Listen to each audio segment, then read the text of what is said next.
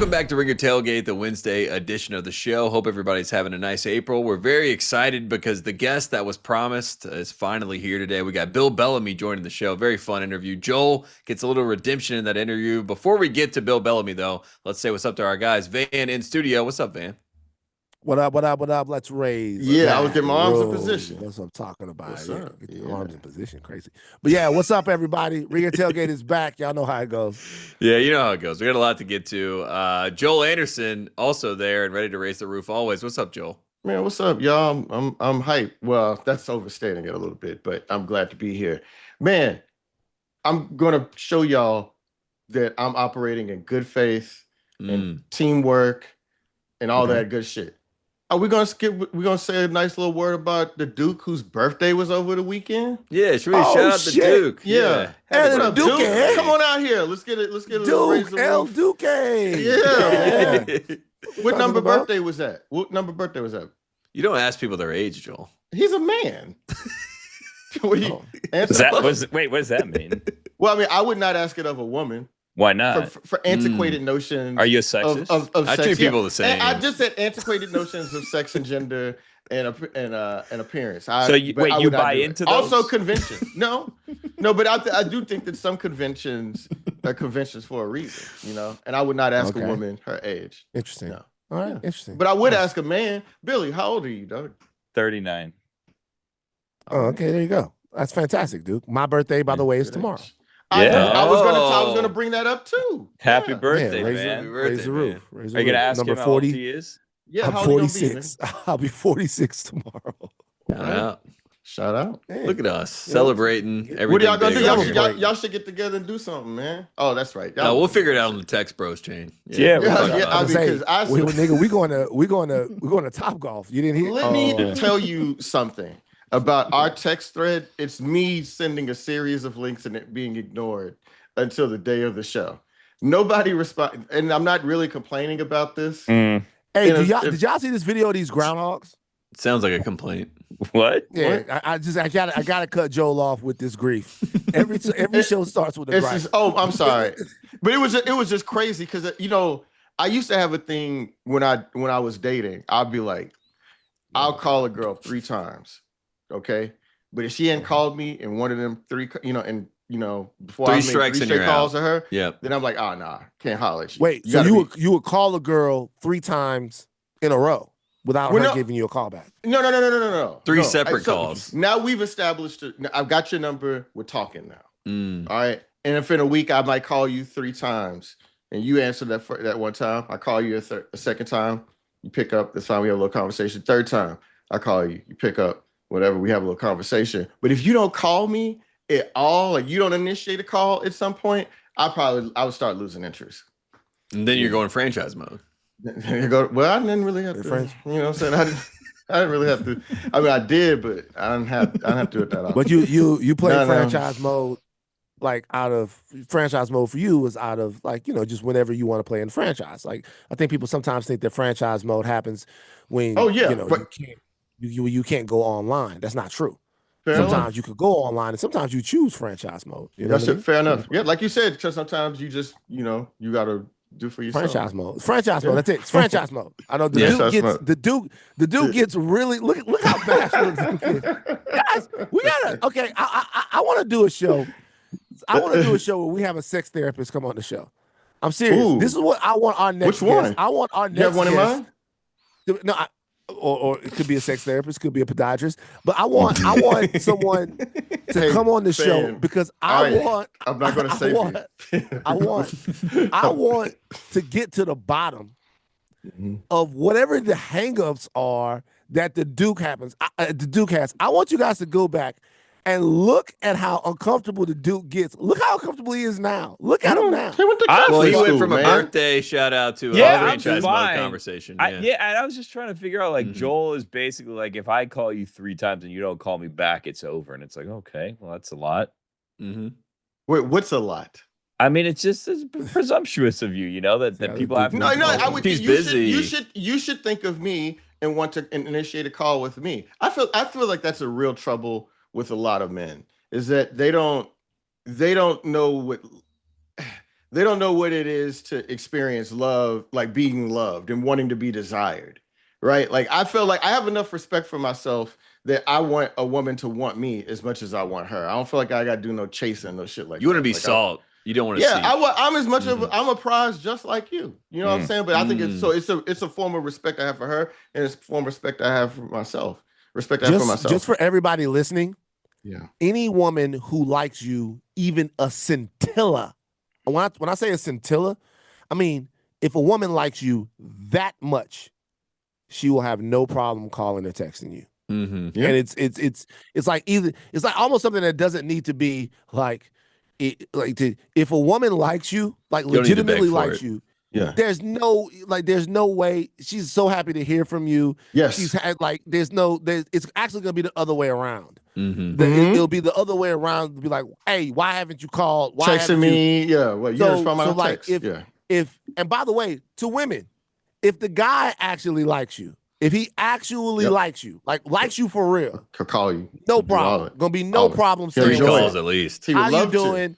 Good morning. What's up? Even if it's cool, I think we sometimes make this shit too complicated. Now, there's a lot of people out here playing or whatever. But if the person actually likes you, this is not gonna. None of this is gonna be an issue. You can't wait to talk to them, and they can't wait to talk to you. So I just need a little get back.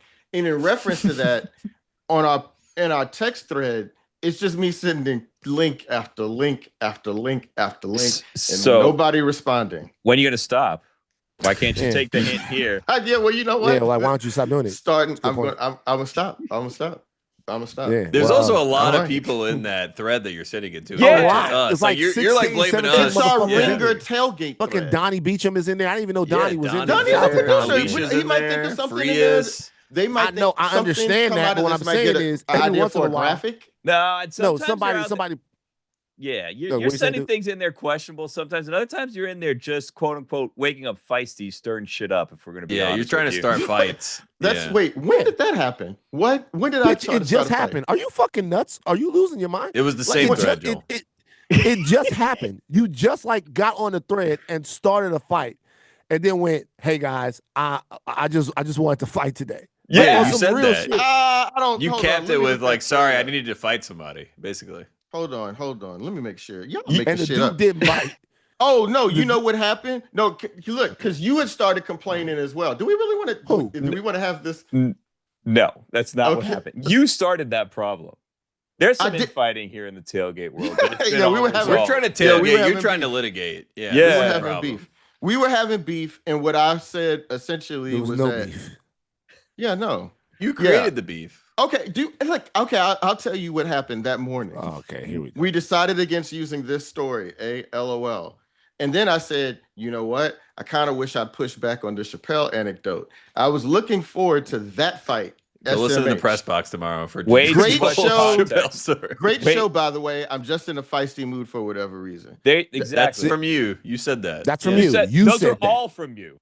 You said that. Those are your now listen. Going back to the original point, no one ever responded. How's that starting a fight?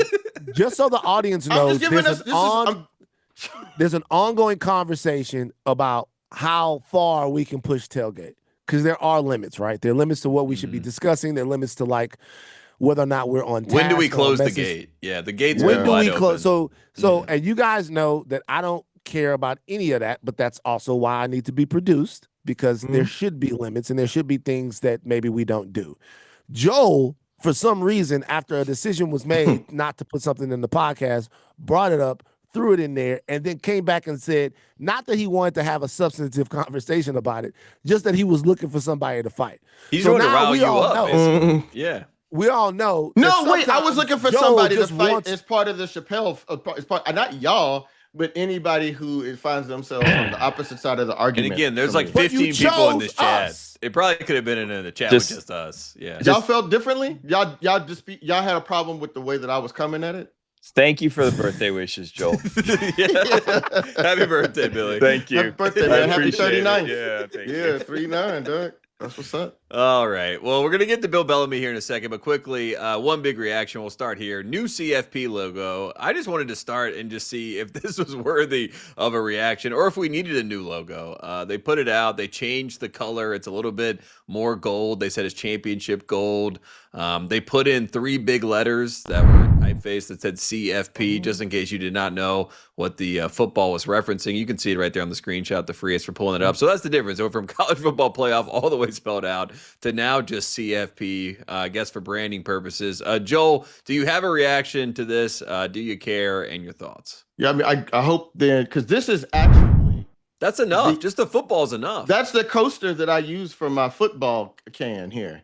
So yeah, I hope I get a new one when I go to the championship game next year, because they give this out as part of the swag. But it looks better without the typeface. Like, I don't think it needs CFP. You know, you don't think it needs CFP? I don't think it needs anything. The thickened bracket strokes is what they call them. I like the crystal ball. I thought the crystal ball was perfect. Yeah, but, yeah, I could see that. Yeah, I mean, it's still a catching logo. You know what I'm saying? No fewer than every time my kids come in my office, they say, "What is that?" So whatever it is, it catches the eye.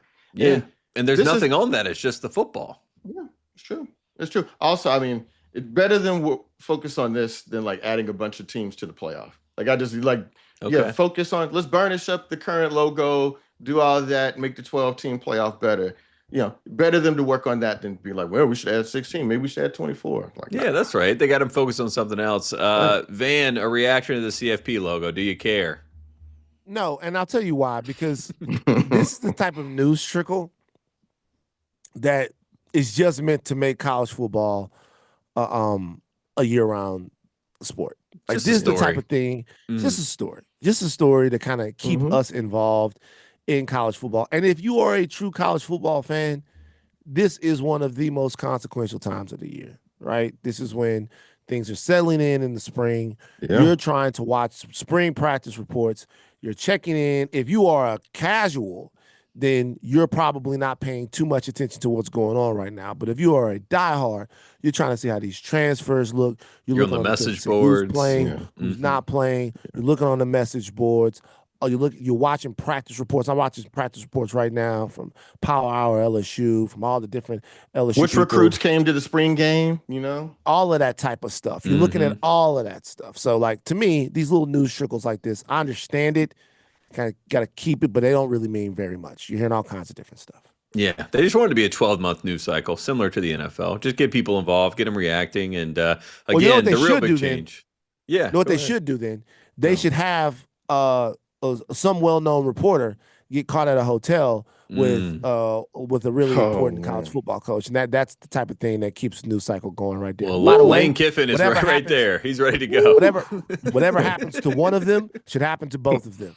How's that sound? Whatever happens to one of them should happen to both of them. So if one of them has to resign from their job in disgrace and go somewhere else, should happen to both people. I'm not saying that either thing should happen to either person, but whatever happened, it looked like two people were involved in it. So if you're going to be fair, then it should happen to both of them, whatever's going on. You're going Hammurabi, eye for an eye there. I'm going to... I'm just saying, no, I'm just being for real. What I'm saying is that... Yeah, I'm with you. So honestly, I don't think it's nobody's business except for what's going on with these people, unless there's some sort of ethical breach that people are talking about. And if that's the case, you would need way more information to get to the bottom of something like that. You'd have to have a whole investigation. You have to do a whole. That's the thing. But what I'm saying is, if something happens to one of them, it should happen to both of them. That's what I'm saying. But tell me, and I don't necessarily disagree, but what is the compelling reason to fire Vrabel? What would the top? I don't think that there's a compelling reason to fire either of them. Okay. Now, if you're, but the reality, there was a resignation, right? That was it's a resignation. Like, and by the way, she claims that she didn't resign for that. But like, what I'm saying is, if there's an ethical breach there, is there a chance that maybe Vrabel is swinging this shillelagh to try to get access to reporters and have them do stuff like that? I mean, I guess there's a different set of ethics. He's not really breaking any competitive rules. But to me, the way I look at this is that, like, all too often I see situations like this when there's only consequences on one side of the equation. And to me, if in fact this is the case, then there should be some sort of consequence for a player or a coach in that situation having that type of relationship with a member of the media, if in fact that is what's happening. Well, so I don't disagree that this is a problem of patriarchy. The issue for me, though, as a journalist, is that if what is alleged or what seems to be rumored is true, right? Which is like that could just be the range from we've never had sex before. The only time we've ever touched at the times you caught us on camera, and we're just filling things out. To they've been butt naked all weekend, right? Like it could range that whole thing, right? Right. So if that's the case, then that's not an ethical way to get news and in mainstream media, right? Like that's just not cool because, and again, I'm not going to be foolish enough to sit up here and say, well, it makes it bad for other women in the business. I mean, we know how motherfuckers are, man. Men, I mean, like you're going to assume that of a lot of women, regardless, because of sexism, or you're going to assume that an attractive woman who works in sports journalism, particularly in like, there's a trade of information, that they're using things other than their brains and know how to do it. Like that's just kind of if you can look at any series of comments on the internet and you can see that. And so, but I still think though that it just sets a bad tone in terms of getting news. It also like you can't really be an objective observer of this team anymore. Like she's not a columnist. So that would be the argument for her to lose a job. And with Mike Vrabel, is kind of like the argument that I could construct is like, you're supposed to be keeping that shit in house. Why are you being a source for the media? Like what? Now I can't trust you. Let me tell you, I completely agree with everything you said. Yeah. But let me tell you what I have a problem with. Okay. Number one, if there's a possibility here that these two people are engaged in a relationship that is illicit from a moralistic standpoint in terms of the fact that they are married, right? Yeah.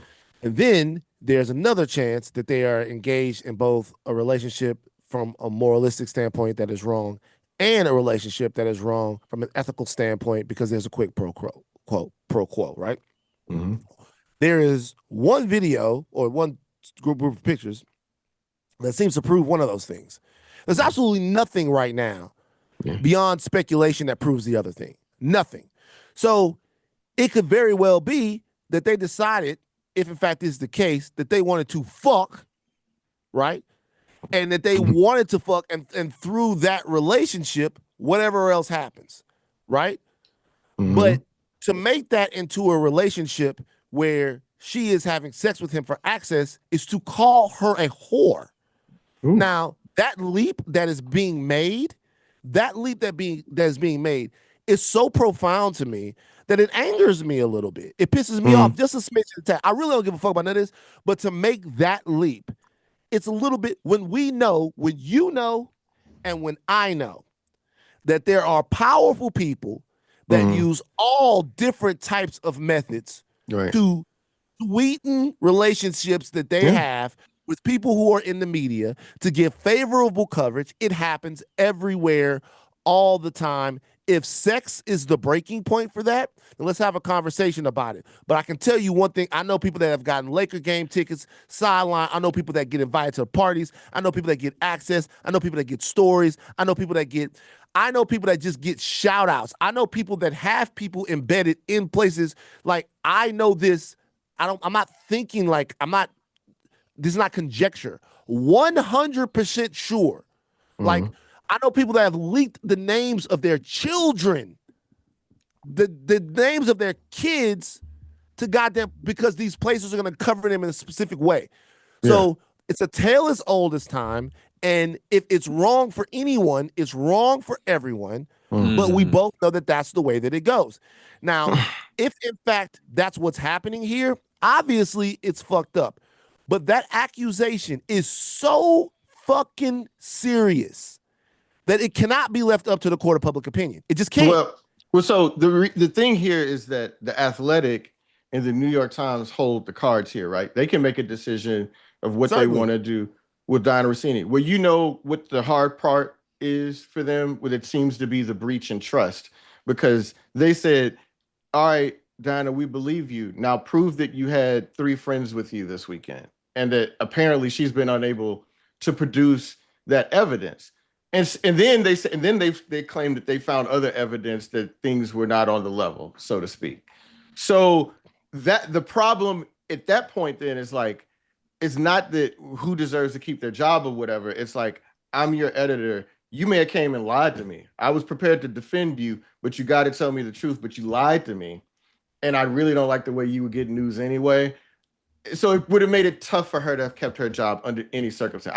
I really would not argue for her to keep her job. Now, if I think you make a compelling argument about Mike Vrabel using the argument that I used, which is that you're a mole, you know, like we don't do that around here. You're a mole, bro. But why would you, even if he is a mole, you played in the Super Bowl this past year, you know? Super Bowl. So let me ask you this. And because once again, you come from a place, it's like where I come from in this situation, anything goes.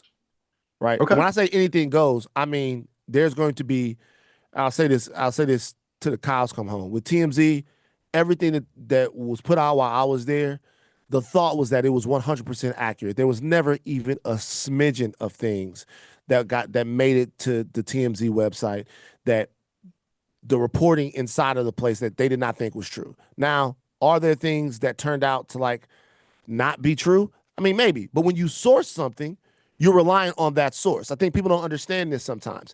If, like, for example, there was a very famous Lil Wayne story that happened to where TMZ reported that Lil Wayne was being read his last rites, right? Like that, and like Lil Wayne, it almost seemed like death was imminent. First of all, never reported that Lil Wayne was out. This was not my story. I wasn't even producing stories at the time, but like never said that Lil Wayne passed away. Said that things were really bad, and they sourced that story. Just so people know, if something's happening with Tate, right, and Tate's girl tells me, or Tate's mom tells me, and they want to tell me on background, whatever they say, that's a reliable source into Tate's life. So from a journalistic standpoint, Tate's gonna get an NBA tryout. Something stupid. I don't want to say anything negative. Keep it cute. Let's raise the roof of positivity. Yeah, keep it cute. Yeah, that's what's up. Yeah, Tate's gonna get an NBA tryout for whatever's happened. His mom tells me that, right? I go and I check the sources. Have I heard this? Boom, boom, boom. They talk about, but a source close to Tate tells us that different NBA teams will look. That's a good story, 100%. Yeah, 1,000%. It's a good story. I heard it from somebody who would know about that, right? Yeah. Now, if that doesn't end up happening, the source was wrong. And what you want to make sure that you do from a journalistic standpoint is do enough work that you that you track down your sources and kind of check their work, right? But if you want to go and say that a source real close told me this, that story is true. And the reason why I'm talking about all of this is because like ethics in journalism, if it's wrong for a reporter to have sex with a potential source, to me, it's only wrong if it can be proven that source is being harvested, that the sex is actually the point of the relationship, that you're trading sex. It's transactional. Well, so that actually is part of this investigation. Okay, cool. Well, like to me, and if that's a thing, then, but I just want people to understand when we're talking, you're calling a lady a fucking prostitute. And I would just say that before we call her that, I'm talking about across the board with allegation, before we call her that, then maybe just let it get a little bit down the road, maybe a little bit down the road. Now, the murky thing is, and I'll stop after this, is if it's not that one-to-one. If it's, hey, we're pillow talking while something's going on, and you let something out and then I go with it. Then you really get into a situation to where is the intent of this relationship to harvest it for information, or is the closeness of this relationship resulting in information? Because some people would say that the latter is actually good journalism. That the fact that you could be in a party around people and hear things, and I know, and we come from two different schools. Yeah, and I get why that makes sense, right? Like that is a good, like that information is still good. The information that Mike Vrabel gave Dianna Russini isn't any less wrong, just because they may have had an inappropriate relationship, right? Like it's still, all that stuff could be true, but, and again, this is blaming this. I'm putting the burden of this on the women when it's a fault of patriarchy. But it sets the standards really bad for reporters coming into a situation if those kind of deals are being brokered for information, right? Because then you might have other people be like, well, this is the kind of relationship I got over here, so what you gonna do for this information? Again, that's kind of silly, but that's kind of one of the arguments for like nobody else has access to that information in quite the same way. But again, if that's how far you're willing to go to get the information, I kind of understand. I'm like, would you fuck for tips? Fuck for tips? Yeah. News tips? No. I mean, well, it's different. Yeah. But fuck for fun. And then maybe give a tip. But like give you just the tip for a tip. But like what I'm saying is like and everything that you're saying is right. First of all, let me say, you're right, I'm wrong. Right? Like you came through traditional legacy media. I came through a place where, it was kind of like you're in a viper pit, right? I don't know anybody at TMZ that ever did anything like that, ever, right? Or by the way, I'm not saying that she did it. So I'm not saying that that's a common practice there. I want to make sure, like the standards that you're saying the implication is a pretty heavy implication. Yeah, it's a pretty heavy implication. And just to let you know, what if you are invited to parties? You get to hang out on private jets. You get to go with people places. There are perks in being a journalist. And you get invited places, and that is always for the expressed purpose of manipulating you to produce and report the stories that people want you to. Yeah, that is the purpose. You in a room with all of these people. You have your favorites. You have people that give you information, and there is always horse trading that goes on. Yeah. Sometimes there are other things, like at TMZ, they would straight up buy stories. That's something that would have never happened in any of the places that you want. Like they would straight up, they will pay for stories. They'll pay for video. They'll pay for tips. They pay for all of that stuff. That is different. If the payment is in some other form, then what it really becomes about is the sex. And it gets back to a central notion that this is specifically about like dragging a woman across the coals to like call her a prostitute in this regard.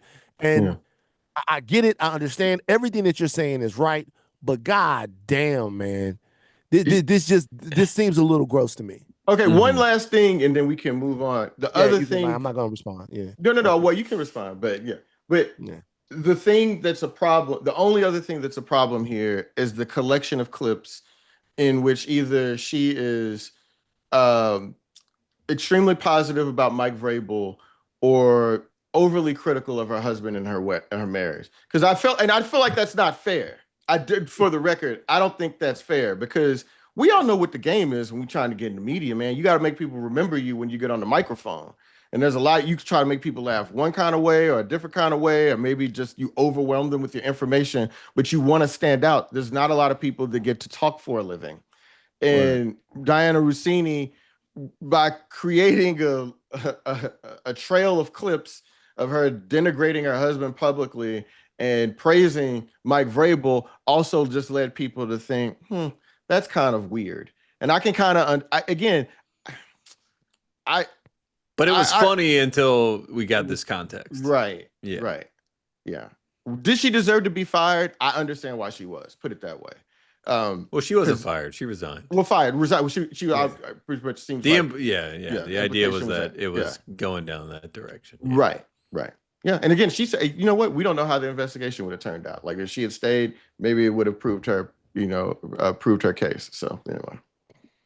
Yeah. Well, we luckily don't have that story in college football. Let's hope that we don't have that story in college football. And I think those are very valid points. Now let's have some fun. We have a guest that Joel has been clamoring for weeks. He said he was the only comedian that he knows.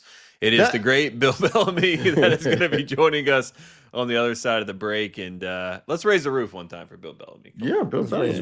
Billy Bellamy. Man. All right. Now you have it. Joining us now, Bill Bellamy. All right, as promised at the top of the show, our one big guest and a very special guest, someone we've been talking about for the last few weeks. We're excited to have him on the show. The great Bill Bellamy is here. Bill, how you doing? I'm excited to be a part of the podcast. Yeah, you guys, y'all doing a good job. I just left the gym.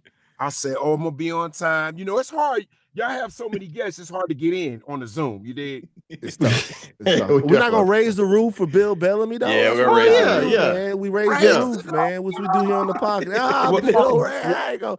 Bill, in case you didn't know, Joel down there, he invented that. Oh, he did? Yeah, we were talking. Look. So yeah, it was a different iteration, and then it kind of took off and did some other shit. But it's funny you say that because you get clear and free credit for Booty Call. Nobody disputes that you came up with that, right? Yes, sir. Yes, sir. Okay. Booty Call is locked in Wikipedia with Bill Bellamy. Most dudes in the 90s didn't even know what they was getting until I came. You know what I mean? It was just in the streets. And then I was like, yo, yes, a booty call. They was like, So, Bill, I don't know if you've seen the statistics. I don't know if you've seen the stats, but young people not having sex as much as they used to because they on their phone. Do you think that the booty call needs to be brung back? Because like the kids are not having, young people not having as much sex as they used to. Do we need to bring the booty call back? Let me tell you why the booty call needs a revamp. Because of the phone, it has changed the complexity of what a real booty call is. Like, so in the 90s, when I came up with it, at the time, a booty call was like just basically, you know, calling the chick over, you know, you got your new crib, you know, you got your joint set up nice, you know what I mean? You're like, I want somebody to see my place. You know, I want to be a little cutie. You know what I mean? You dude who's a bachelor had that moment when you're like, yo, my place is set, right? I got food. You know what I'm saying? Back then, if you had a waterbed, do y'all remember waterbed? Oh, boy? yeah. Yeah. The joint where your pillows do like this. I don't think they may not be old enough to have slept on a waterbed before. Tate, you ever slept on a waterbed? Yeah, I mean, my grandparents had a waterbed. Yeah. Okay. Shout out. Oh shit. But back then, that's how I'm here. You know, it was luxury. Like back then, 90s, in the 90s, I'm gonna say like 93, 94. That was like a waterbed was kind of like almost like the dope leather couch. Word. You wanted a leather couch in your apartment. You wanted a waterbed, and you actually wanted a tub because most people only had like showers. But if you had the tub, and then you could put a chick in the tub, come on, dude, stop playing. You was living, Bill, then. You was living. I gotta ask you, when you clapping shit in a waterbed, is there a technique? Do you ride the waterbed? Do you get cause like Bill's face got serious. Look, it's hard to get. He's look at Bill. It's a real. He was like because when you're not in the waterbed, you know, it's a lot of knee strength. Sometimes you use the feet. Back when I was you know, you get, but when you're using the waterbed, do you go back? Do you like use what's the waterbed technique? Basically, you ride the wave. You dig? And so whatever wave you create, the waterbed following you. So that's why the waterbed was adding to your game, because chicks was like, yo, oh my God. That was crazy. They don't know it was the waterbed, but you know, you had an assistant. So Bill, you were like, you were the face of the movie How to Be a Player. So I got to ask you about this, because also it's going to cross some lines that we brought up on this show before. Go ahead.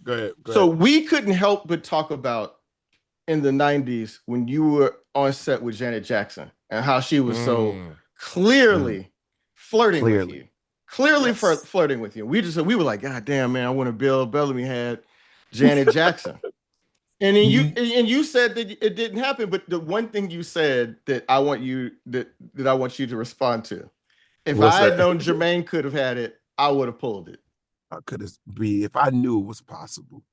Jermaine gave hope to a lot of dudes.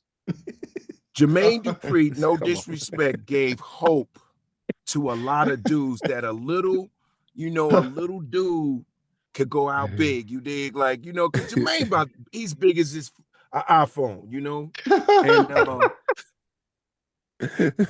but he got so we tall dudes, you know what I'm saying? Like, I'm 6'3", you know, I'm like a basketball player, smooth kind of cat. I didn't even know at that time that Janet Jackson was actually, kind of feeling me like that because we was friends, you know what I mean? And so when we was doing the interview, all that shit came out and I was like, oh, snap. If you go back and watch the clip, you could see me say, oh my God, like 4 or 5 times.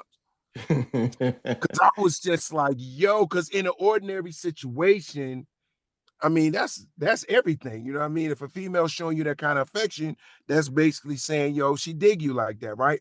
But I'm working. You're right. Yeah. I'm in the interview. I'm on the video set. You can't necessarily respond to that energy in real time because you're working. So I was kind of like, oh my God, I know she ain't doing this right now. Oh my God. Oh my God. But this is the funny part I could tell you. So we go on tour together, right? I'm the opening comedian for the Velvet Rope tour. And there's a dude, every show that they pick out the audience, the strap to the table. Yeah. And Janet climbs on the thing. It's got like little pegs on it. And Janet would climb on this dude and do anytime, any place. Do you know how every night I was standing right by that goddamn bed? and she did not pick me. I was like,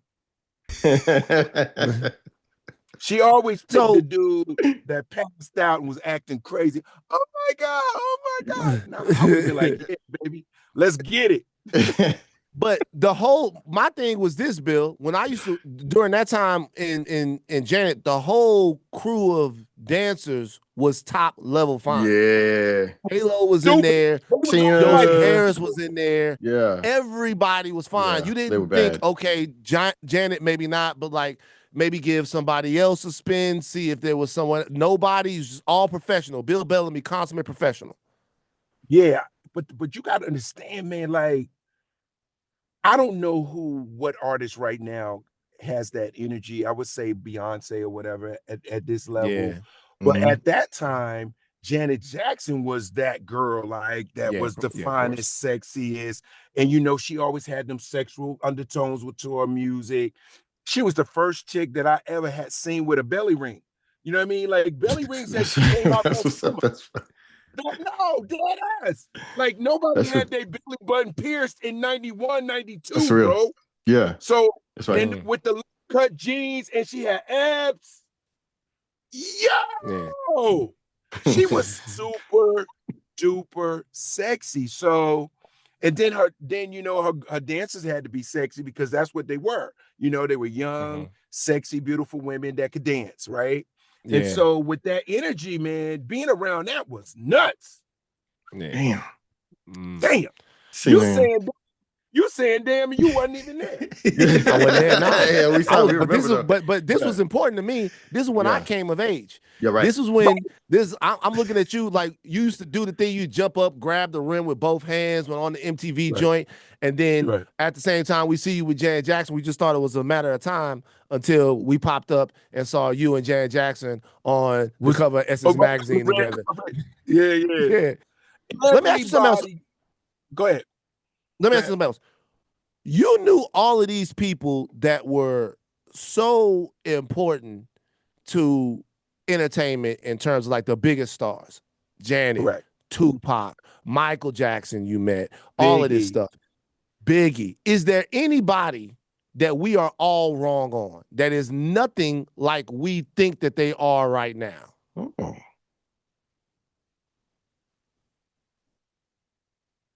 I would say Tupac. Oh, let me tell you what I think most people get wrong about Tupac, right? He's definitely the consummate Gemini. You know what I mean? He was, two dualities. He was on one hand, he was the rapper guy. He was Mr. Charisma. He was very political, he was purposeful with his words. He cared about Black women and all this. But on the flip side, he was actually a fun ass dude with personality and jokes and calling me. I remember he used to call me up, talk about you ain't the only funny motherfucker, man. Like him being on the phone and him saying some bugged out shit. And I used to be like, yo, Pac, you crazy. He's like, nigga, this is how I'm living. And it was so nice that I would have this side that most people didn't see because we didn't have social media back then. And then 2 minutes later, he had a shootout with cops. I was like, what? That's the thing about Pac. You be like, yo, I was just with him. What happened? This ain't the Oakland thing, was it? No, this was in Atlanta where he shot. Oh, the Atlanta. The off-duty cops. That's right. That's right. Yeah. I was on MTV at the time, and I had just hung out with him prior to that. And I was like, yo, how do you get in the shootout with cops? Are you kidding me? And where did you get your gun from? It sounded like a scene from a movie, and it really happened. Yeah. And he got off. And the thing was, he got off. That's right. That's right. Because he was in the right, actually. He was in the right. He was defending somebody in that case. He was defending himself, something. And 2 nights later, he was in the club. I was like, all right, cool. Whatever. You live a rock star life, baby. Yeah, you mentioned like all those stars in the 90s. One of those stars is your cousin Shaq. And I know you get asked about Shaq a lot because you guys are family. But what was that like for you? I mean, you're the biggest comedian in the world at the time. Also, your cousin now is the biggest star in basketball outside of Michael Jordan, basically. It was. Like, how much did you guys talk about that? Yeah. No, you know what was so crazy, man? Before we always knew Shaq was gonna make it to the league. Like he's just. I mean, it was just an anomaly to see somebody that big, that athletic. And even though he started playing basketball much later, it still didn't matter. It was just, inevitable that he was going to be a dominant guy, right?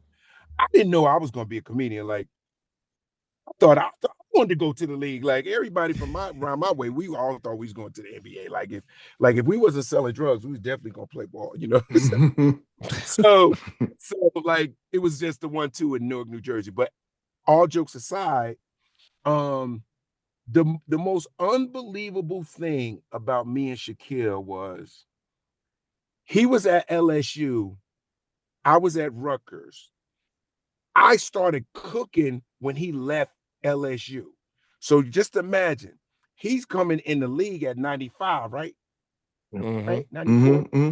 Right? 92. I think 92, 93. Was it 92? Like yeah, was 92, 93. 95 like is when he beat Jordan, though, in the Bulls. Yeah. Okay. Yeah. So 92, just imagine this. Swept by the Rockets. This is how dope life goes. I just get my MTV job. Shaq is in the league. He's in Orlando. He is Mr. Orlando. I am Mr. MTV. We are at Disney World in Orlando.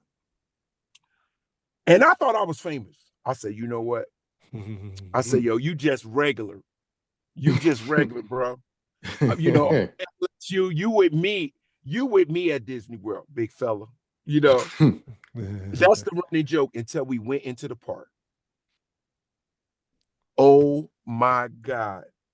I did not know how much love and how famous he was, because he was like the Jolly Giant, Jolly Green Giant. Yeah. Like he was just like this big, a charismatic, lovable guy that everybody loves. Shaq. All the kids want to take a picture with him. And if you think I'm lying, the only other person that was at the park that day was Mariah Carey, and nobody even cared about Mariah Carey. God damn. Bro, it was famous, super famous. Shaquille was more famous than all of us put together. And I was like, God, I can't beat this dude. But it was a beautiful thing. Well, we were just talking about before you came on, like one of the great jobs that doesn't get talked about a lot is the MTV VJ in the 90s. Like because at least for us at home, a teenage boy watching you, young brother, famous, handsome comedian, and then like all these celebrities are coming up, beautiful women are coming up. So like, what was it like to be an MTV VJ in the 90s, being Bill Bellamy? Like that must have been a lot of fun. Well, I'm gonna give you 2 answers. One, it was a fantastic opportunity to be a young African-American male on a all-white, super duper huge platform. It was bigger than YouTube at the time. Yeah. So I knew that my purpose was I had to do a good job. I was like, yo, man, I can't mess this up. It means too much to the culture. I was like, you know, MTV is playing our music. You know, hip hop is turning the corner, because you got to understand, they wasn't playing hip hop on my show. They was playing MTV. They was playing Yo, and it was mostly underground. It was segmented, like rap is over here, rock is Yo MTV everything. raps, yeah. So MTV Jams was that crossover, like where you getting Salt and Pepper, Snoop, Ice Cube, you getting Rapping Forte, you getting Busta Rhymes now. You're not just getting Nas, and like you're not just getting Nas. They was playing Nas on Yo. They was playing like Group Home. You know what I'm saying? Yeah. If your videos went from Yo to Jams, you went from platinum, you went from gold to platinum. That's how important it was, right? So I was like, yo, this is super duper dope. And I'm gonna tell you how I knew I was an ambassador for the culture. How people was responding to me on the street, because the people tell you who you are. You know what I mean?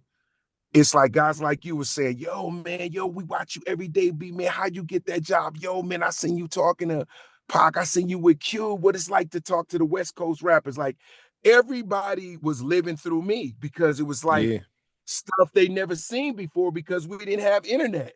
So I knew I couldn't make no mistakes. I knew I couldn't try to holler at the females that I was interviewing, because I didn't want to, you know, I didn't want to catch a stray. You know what I'm saying? I was like, nah, I'm keeping it strictly business, because if I mess this up, it's a wrap. They probably never hire another black guy in life. You know what I mean? Yeah, that's real. So it's real. That's why I always kept it to G, you know, I always kept it G. And I was just like, yo, it just means too much for the culture. It means everything to the kids, you know what I mean? And then I was user friendly for the white suburban kids as well. So it worked.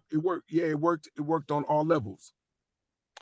Bill, I'm gonna do something. I'm gonna put you on the spot real quick.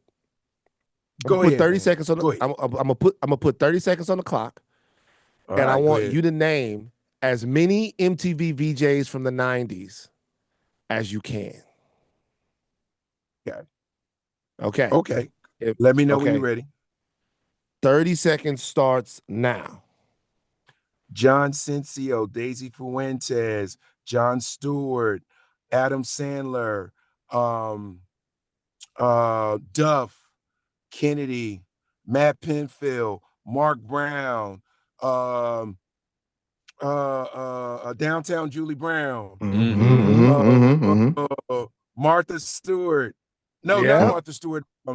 Martha Quinn. Martha Quinn. Martha Stewart. And Alysha Stewart. Martha Quinn and Alysha Stewart. 30, that's pretty good. Yeah. We tried. It's Ananda Lewis. Ananda Lewis, rest in peace, Ananda Lewis. That's the homegirl. We tried to do it before, and you named some names that I hadn't even thought of. We tried to do it.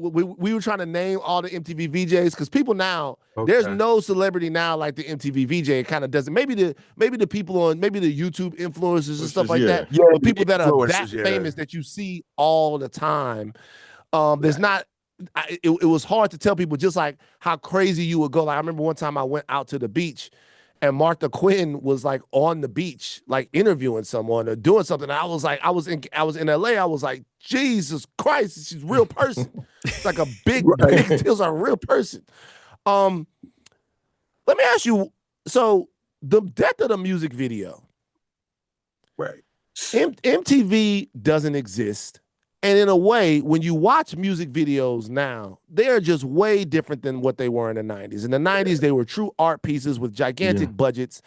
They birthed some of the greatest directors that we have right now. For someone whose job it was to talk about the music video and sell the music video to people, present the music video, the fact that we don't have music videos right now in a robust way like we used to, that means what to you?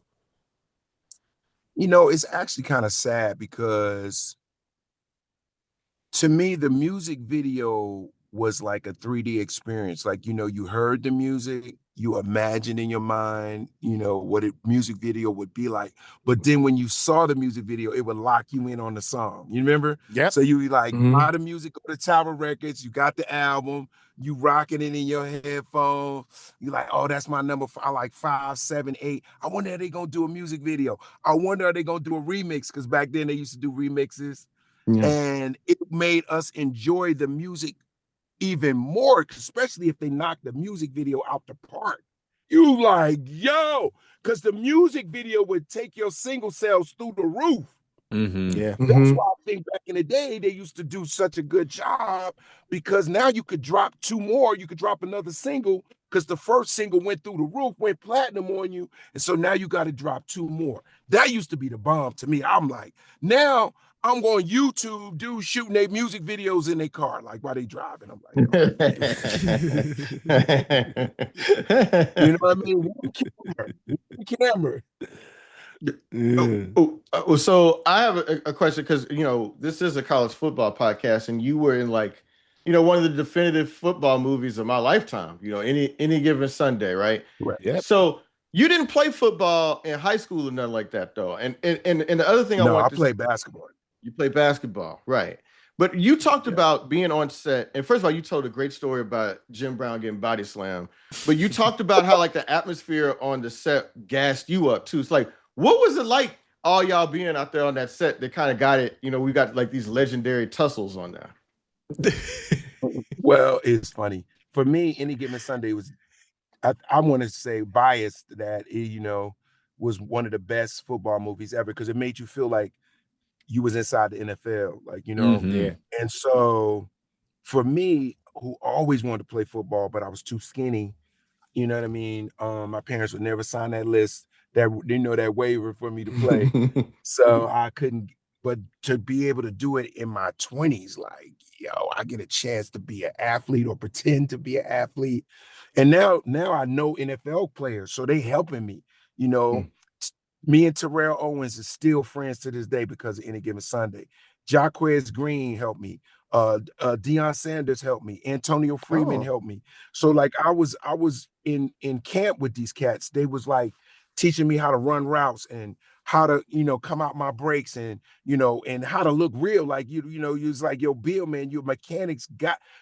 So their thing was, you gotta have an NFL player look at you and see you as a football player. Like every movement, how you run your slants, how you run your post corner, how you run your hooks, they gotta look real. So like these dudes was on my ass. So for me, I thought I was a football player till I got hit. I thought I was nice. Wait, so you really thought you were good? Like you really were like, oh, I could do this, you know?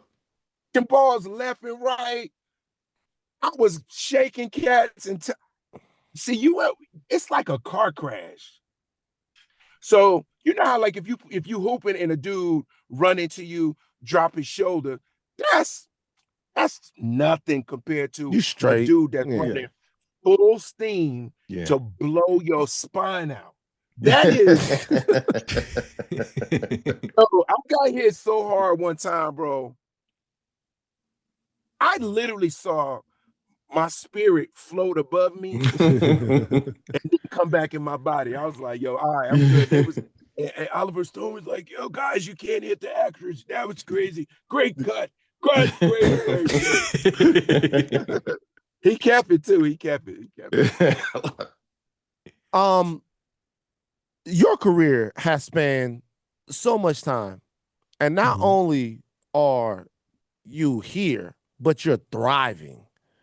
Thank you. And to me, I love to see this. I love to see Tommy Davidson thriving, Bill Bellamy thriving, long, prestigious careers. Yes. Why do you think for you, we never read the headline that Bill Bellamy is fucked up, that you out the game? Why didn't you? I was talking to one of my younger homeboys that's getting started, is doing really well. I said, some of the people in the town you're going to have to out-talent. Some people in the town you're going to have to outwork. But some people in the town, you just going to have to outlast. And like sometimes you're gonna have to outlast some of them. Just be That's there. true, man. And not let anything take you out of the game. How did you not let anything take you out of the game? You know what? I didn't grow up in the Hollywood game, bro. Like I grew up like a civilian, like a real dude from Newark, New Jersey, like not knowing I would ever be an actor, comedian, or become famous, right? And so I lived my life a different way. Like, you know what I'm saying? Like I came out the corporate world, I had structure. Can you hear me? Yeah. Okay. Yeah. So coming into Hollywood was just like, it's a business, you know what I'm saying? Yeah. It was just a different business. Like I'm like, yo, you know, I wasn't doing drugs, you know what I'm saying? I wasn't doing the wild party stuff or, you know, doing the Diddy, you know. You know, I miss the Diddy thing, you know, them cats was doing their thing. And I was at the crib. You know, the funny thing, me and my boys always laugh, like, because I wasn't even drinking till I was like 34. Yeah. Let me tell you how goofy I was, right? When cats was, you know, doing the Diddy parties and partying, I was playing Madden for money. You can ask everybody in the 90s. Me, Warren G, Morris Chestnut. We had a crew. That's a good group. Cats was playing Madden for thousands of dollars in the hotel. Wow. Bro, I lost so much money playing Madden. Who was the best? Who was the best player? The dopest dude that I lost money to was Warren G. And this is a G. And Warren be like, hey, Bill, I'm going to tell you right now, man, if you don't set up your audibles, you already cook, homie. You already.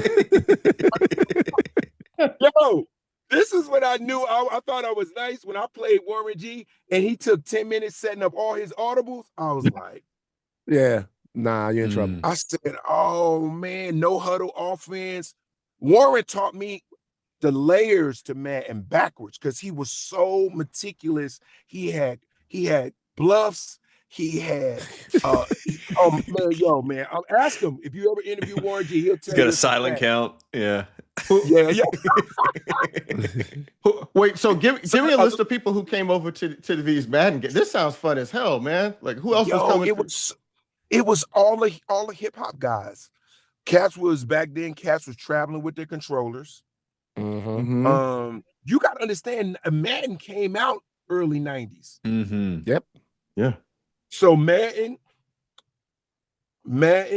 was big, and also NBA Live.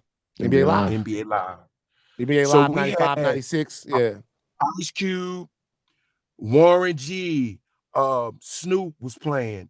I'm trying to think of some of the R&B. A lot of R&B cats in New York was playing, the rappers, because Madden was like part of the culture. Yeah. I don't know. And cats would be like, yo, we on tour. Hey, man, bring your man, bro. I don't want to hear nothing, man. Bring your old little bitch ass controller, homie. Like it was crazy. And then you couldn't unplug the game. Some cats would unplug the game. Yeah. Reset the game. Reset the game, yeah. No honor. Automatic forfeit. So I know that is out here. I know some of the guys, because I'm, shout out to my man Dwayne Martin. Shout out to a lot of other people that was out here really hooping. Yeah. Out here in LA, the runs was amongst crazy. the celebrities. I know that I hear the stories, and most stories you hear, they put Dwayne on like a different level of basketball because he really gets busy, right? Yeah. He at that time he was really good too. Yeah, who was at that time when you had runs, the celebrity runs? Who were the guys that were actual real hoopers that could actually go in the 90s? That we played with? That you played Flex, Dondre,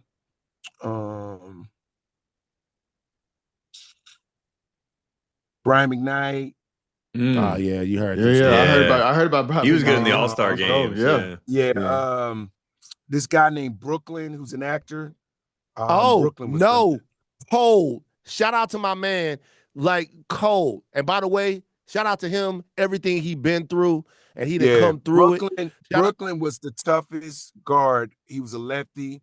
His jumper was crazy. I mean, strong too, though. I played with him like I played with him like 10 years ago, like cold. Yeah. Alan Payne used to play with us. You got to understand, when I moved to LA, we used to have a real celebrity league. Like, these dudes was damn near semi-pros. Like, it was cats that played in college and didn't make it, but now they acting. And we had a bunch of really, really, really good runs in the early 90s, which end up turning into the NBA Entertainment League, if you remember that. I do remember that for the time that was going on. Like, so my team was nuts. Like, we was beating cats by 30, 35. We was running through cats. I'm gonna tell you how crazy my team was. Our team was so crazy when we came to the NBA Entertainment League. They was like, "Yo, B man, they got to be real actors." How many credits you got? We was mopping everybody up. Everybody was catching it. It was crazy. And all the hot chicks was at our games. That was another place. If you were single, you used to go to the games on Sunday, buddy, boy. Crazy. It was crazy. It was fun. So I got one last question, and in some ways it's kind of under duress, but I'm going to ask it because there's a list of comedians that I want to see if you're familiar with. Okay. All right. So this is the list. Tom Segura. Definitely no Tom. Our kids went to the same school. Go. Okay. Sebastian Maniscalco. Work with him. Great dude. Damn. Okay. T. Joel. But hold on. Everybody. Just keep doing it. Just keep doing it. I got three more names. Bert Kreischer. I don't know Bert. Okay. All right. Brett Cryer. Never met Brett Cryer. Bill Engvall. I know who Bill is, but I've never met him like in person. But I definitely know who Bill is. Yes. Okay. All right. That was my list of 5. I think it does confirm what I've been saying, but that's fine. What's that? Bill, let me ask you a question. You know who all those guys are, though, right? Some of them you've met, some of them you haven't. No, he said he didn't know Bert Kreischer. You said you didn't know Bert Kreischer. Didn't know Bert Kreischer. Okay. So this is the thing. I've been seeing the work. Just to let you know, Bill, I used to box with Tom Segura. I know Tom Segura, big comedian. Sebastian Maniscalco, big comedian. Joe here don't know no comedians. That's false. I know black comedians.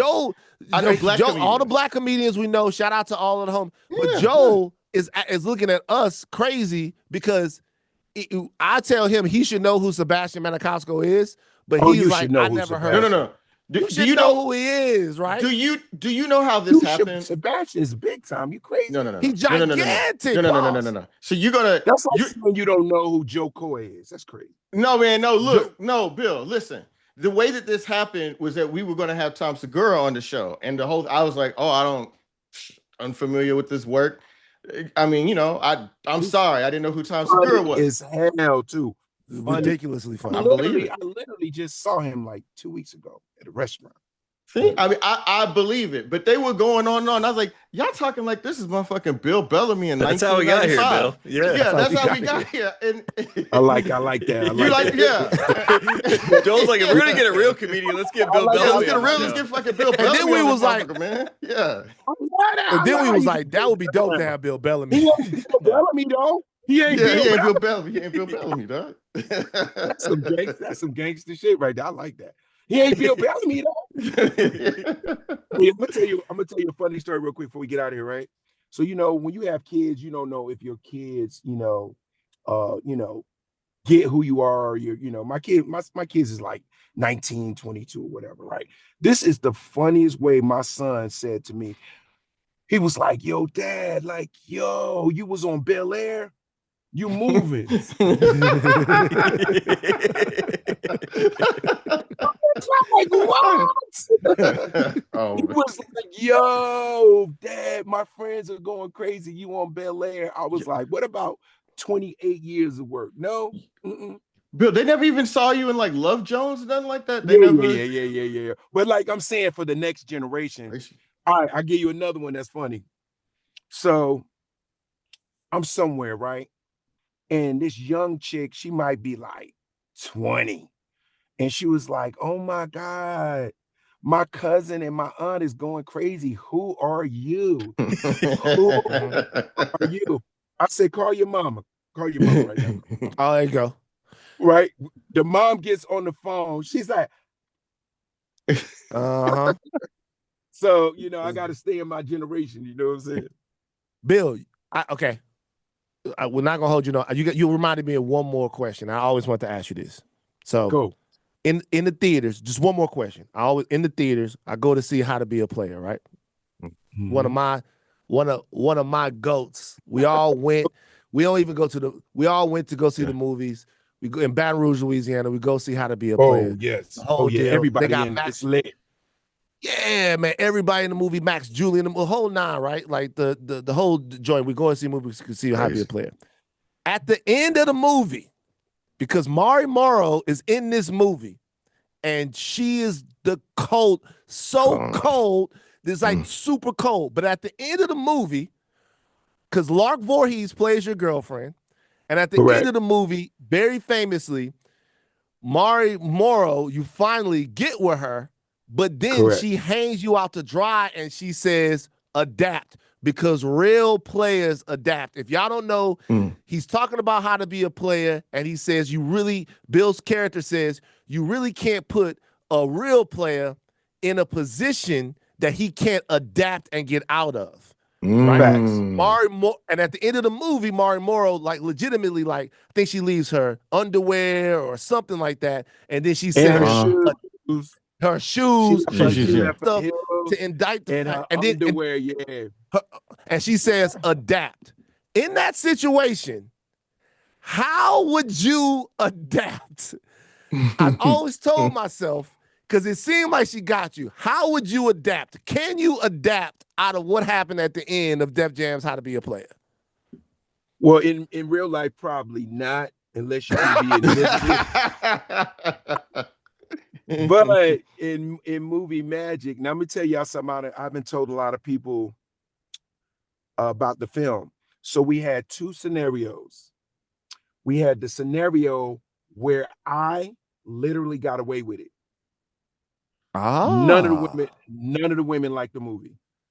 The women, when they screened the movie and they tested the movie back then, they used to do test audiences. All the women hated me getting away with it. Wow. Me getting caught gave the movie redemption, and so they used that ending, because it would have been too slick for me to just be like magically to get out of it. You feel me? So in respect to the film, I thought that it was definitely gave it more believability, because obviously when she came up the staircase, where did I throw the other stuff? Yeah. You know, like the time frame from her coming up the staircase to the other chick being in the bed to her coming around thing, and I'm just laying there asleep, was nuts. She would have had to be in the toilet. Right. It was, that cast was incredible, because like even the Bernie Mac. Yeah. Tate, what are you talking? I'm about to say the women, man. Because Amber Smith was one of the few white women that like you could say was attractive in front of black women, and black women would not argue with you. They had to say they were like, all right, I can see that. Yes. So yeah. Because Amber was at that time, she's probably about 6 feet tall, 5'11", and she was a Playboy. She was a Playboy model at the time, actress. And so that was her big deal, big, tall, blonde chick. And so when I did How to Be a Player, I kind of wanted every kind of chick. Like I felt like I wanted it to be like Baskin Robbins. Like there's all kinds of fine, there's all kinds of like, attractive women. I didn't want all the girls to look like video girls and shit, you know. Yeah. So when we were casting the girls, I was handpicking the ones that I was like, yeah, she'll be this one. She's the earthy, she'll be like my earthy chick that got incense in her crib. Yeah. Then we got the little fly Jamaican chick. She got her little vibe. She come over with her little curry gold, and she was up in my. And then I had the little white chick that was the nurse, cool. Then I had the S&M chick that was wow. You know what I'm saying? You know what I'm saying? Then I had the cutie that was my main chick that was like dope. Yeah. Like Lark Voorhees was like the joint you would want to be your main chick anyway. Yeah. Word. That's right. Yeah. That's right. Beautiful. I wonder how many people in our audience know that he's talking about Lisa Turtle. Lisa Turtle. Nah, they gotta go Google that. Come on, man. They better look up. They better do their Google. Saved by the Bell back then. Saved by the Bell was the biggest show on TV. It was huge. Yep. It was. Yeah, Beverly Johnson. Yeah, Beverly Johnson in that crew too, man. Beverly Johnson was it. Matter of fact, at that time, if we gonna keep it a buck, I think right now, back then, Lark Voorhees might have been top 10 finest sister in the game. No, cold. Oh yeah. Like crazy cold, like cold as cold can get. Like, come on, man. That's vintage cold. Don't piss me off, Bill. Don't like that's cold. Yeah. That's legitimately cold. That's cold for our entire childhood. Anytime she showed up in something. Yeah. What? Yeah. Lark Voorhees was so goddamn fine. All natural. Yeah. Yeah. We ain't have filters. See, the young brothers right now, they got filters on their chicks. Our chicks. Hey yo, in the 90s, looked like that for real. Halle Berry. Yeah. Yep. Oh man. I gotta let you. I gotta go, man. I gotta do 2 more interviews. There you go. And just pray for my Appreciate Lakers, you, brother. please. Yeah, we're gonna be on you, brother. Yeah, we're gonna help you out there. Bill, appreciate you coming on the show, man. Thanks so much. Absolutely, man. I love you guys. I appreciate you. All right, there you have it, Bill Bellamy. Appreciate him coming on the show. Sounds like he's someone that we could get back on the show at some point. We have a lot more questions that we weren't able to get to. I wanted to ask about Rutgers football. He did go to Rutgers. That is the birthplace of college football. We are a college football show. Forgot to ask him about that. But regardless, love to have him on the show. Joel, did it live up to your expectations? Oh yeah, but I mean, again, as far as the Jermaine Dupri Janet thing, I mean, do you feel vindicated? He said things that I would have never said in public, about how that all went down and the surprise of it. So he kind of covered it all, and I feel like as somebody who was contemporaneous to all that, right in the middle of it, if that's what he says, I kind of got to go with Bill Bellamy on that, and not a bunch of people on the internet who are saying, well, you don't understand women because sometimes women will like you if you have a personality or you are brilliant. Motherfucker, I understand how the world works, dog, but I also understand. I think there was only a couple people that said that. There was a lot more people that were on your side, Joel. So there was a clear dividing line here. The dividing line was a lot of people was like, so I'll tell you how I feel about it. The dividing line was a lot of people were with Joel, straight up, just straight the fuck up. Like a lot of people were with Joel. A lot of people, honestly, a lot of women were with Joel. Let's be honest with you. I'll keep it all real. But I'll say this. I do feel like there's a fundamental misunderstanding of like powerful ladies. And I could go down a list, bro. A list. Julia Roberts, Lyle Lovett. Yeah. Like I could like Billy Bob Thornton is with Angelina Jolie at her height. Right? But Billy Bob Thornton kind of was a handsome, kind of smoldering dude. I could understand. But when I'm saying like Billy Bob Thornton is not the type of guy that you would think, but like the whole thing of Billy Bob Thornton was like a big deal, right? He was a cool guy. Jermaine Dupri, it is an iconic, super important hip hop legend. Like, okay, I'll give you an example. Bill Clinton, right? Maybe not a super great guy. Probably worshiped in Baphomet in 1995 on Epstein Island. But like Bill Clinton, right? But Bill Clinton, when women were actually into Bill Clinton, Bill Clinton is not like a straight up like handsome, devastatingly handsome guy.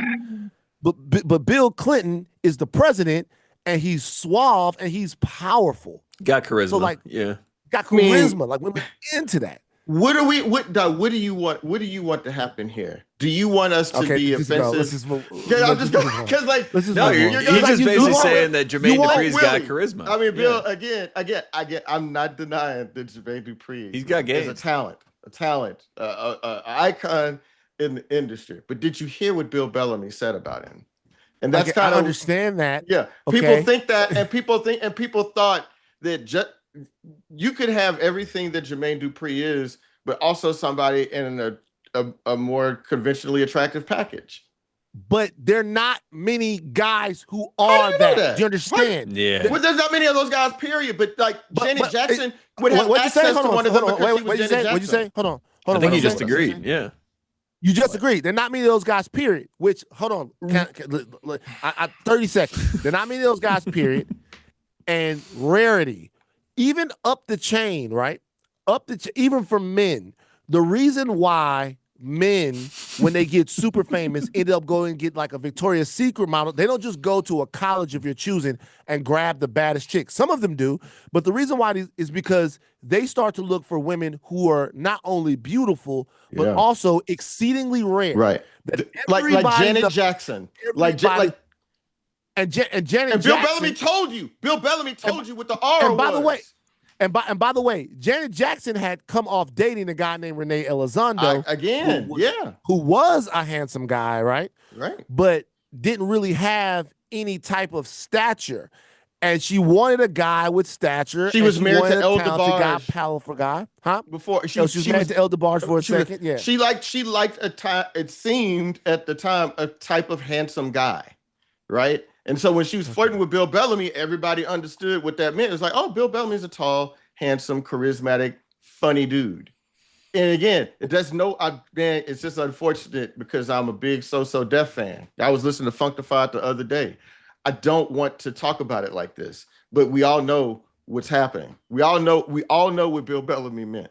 And you didn't argue with him. You didn't keep the same energy with Bill Bellamy because you knew that he made the point. Yeah, you cut that. I'll tell you why I didn't keep the same I'll tell you why I didn't keep the same energy with Bill Bellamy. Yeah. Because Bill Bellamy was telling his story. Okay. He was there. So like Bill Bellamy is telling the story of how he felt. He's not giving his opinion on something. He's telling the story of how he felt. But I'll tell you one thing. If Bill Bellamy would have said that women like Janet Jackson don't go for guys like Jermaine Dupri, I would have told him and given him information. He was saying the way he felt. You said straight what you said straight up. That's what he said. He was like, I didn't know he was in the game.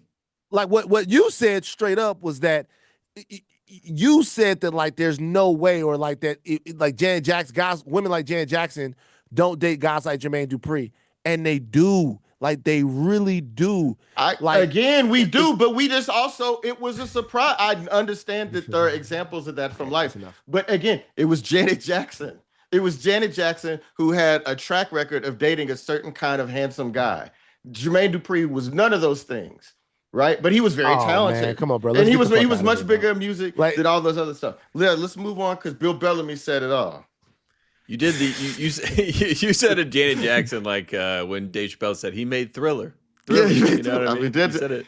That same tone of voice. That was good. Man.